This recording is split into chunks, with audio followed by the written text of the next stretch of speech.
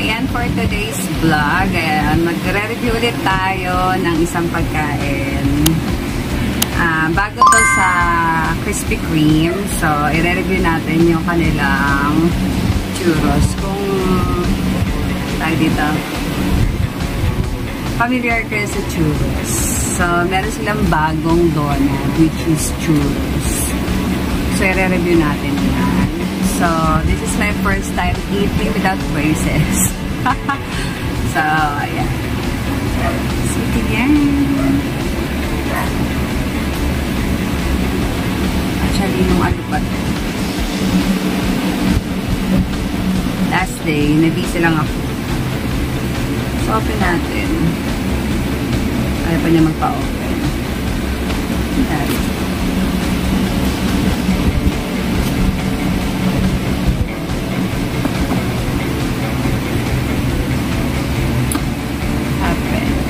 Ayaw niya magpabukas.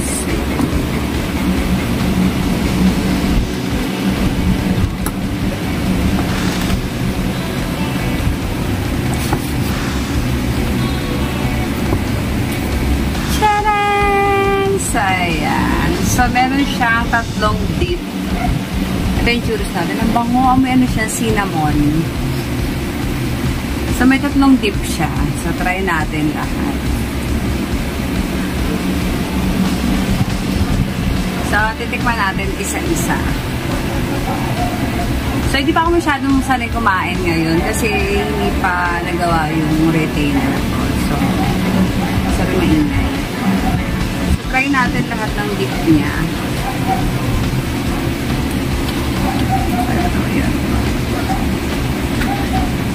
So, I think this is chocolate. Chocolate.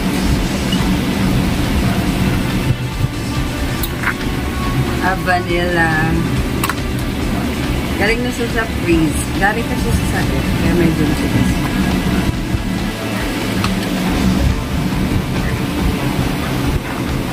So, I think this is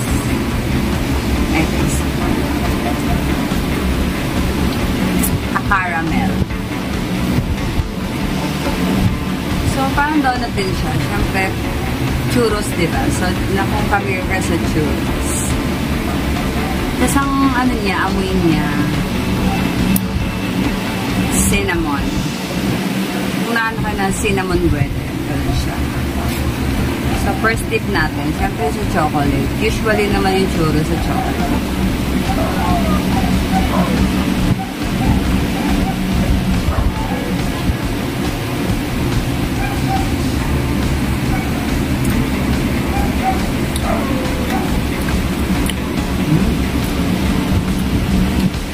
Donut style siya, pero yun yung tawag ng Krispy Kreme is churros.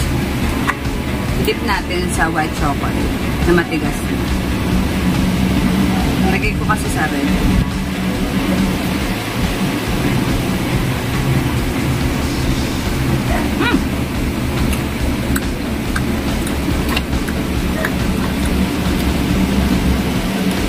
Sa akin, I think kahit hindi mo siya i-dip.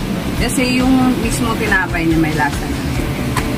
So, try natin itong caramel.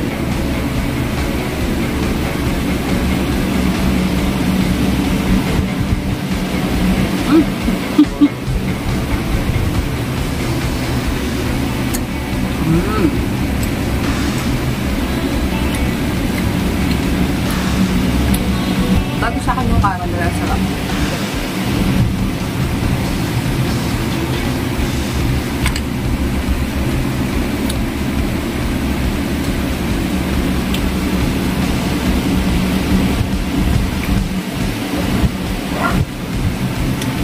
So, nakakanguya na ako, diba? Pansin nyo dati, nung may braces ako, ngumuya ako parang tinutunaw ng laway ko yung pagkain na like this. Pero ngayon nakakanguya na ako. Hirap talaga mag-braces. Pero okay din naman. Naging okay naman yung ngipin.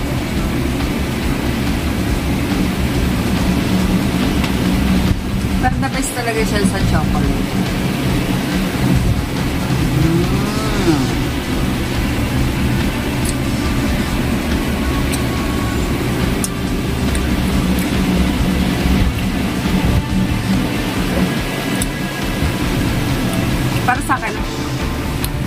kahit hindi mo na siya i-dip, kasi may lasa ng tinapay.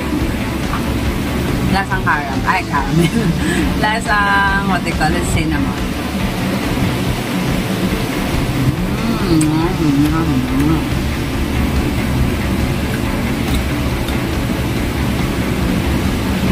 Medyo masakit pa yung puto. Pero okay din naman siya sa chocolate, yung caramel. Pero itong white chocolate ko tumigas eh. Nilagay ko na siya sa ref.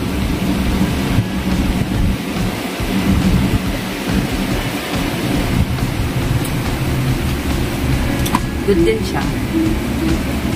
Pero the best yung chocolate.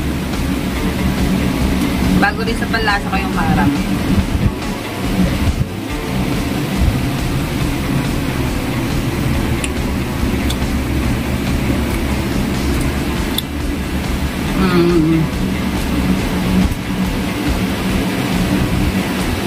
Pieces siya worth 390 pesos. Parang kung bibilihan doon at parang 1 dozen na siya. Diba? Tama ka.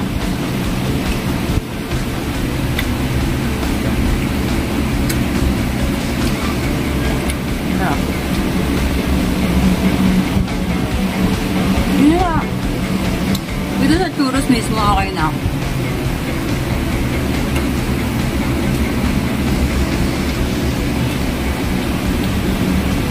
Okay na siya para tikman nyo. Tikman nyo din para matry nyo. Sarap.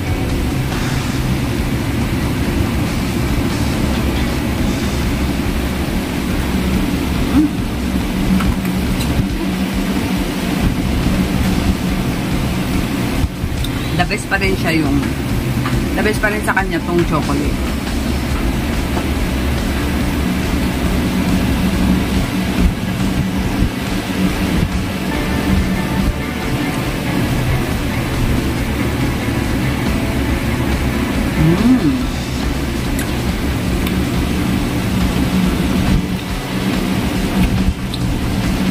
Hindi siya masyadong matamis. Kasi dati, nung nag-work ako sa Mega Mall, may churros doon, talagang pinipilahan. Yung chocolate niya sobrang tamis, tapos, pero yung churros niya, medyo matabang siya. So, okay lang i-dip.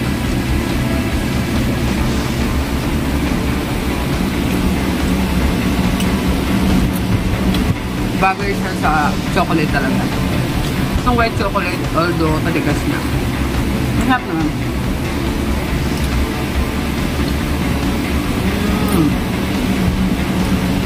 Baka din naman siya. Pero bet ko talaga si chocolate. Sarap.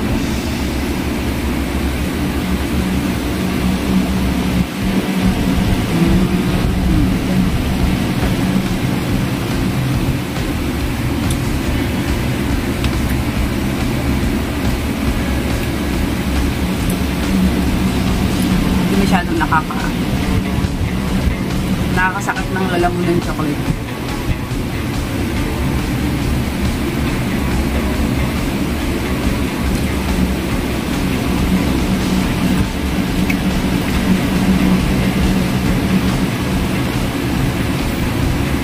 Pusin lang natin.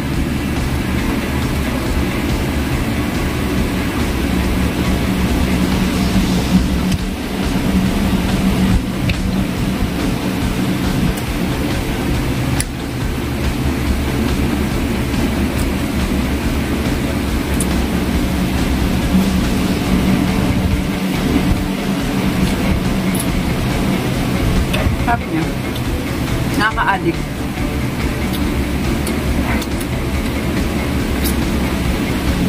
So, worth to buy ba to? So, para sa akin, try nyo din kasi masarap. Pero kung palagian, hindi. Kasi you must try the dozen of donut. Kaysa dito, kasi 390 siya. Although may mga dip. Kasi makakain mo naman tong mismo tinapay lang. So, okay lang din. Masarap. Tapos malambot yung tinapay niya. Masarap yung mga dips. Especially the chocolate. So, That's for all. That's for all. That's for my verdict. To my review. Ayan. See you again to my another review. Bye-bye. Thank you, Krispy Kreme.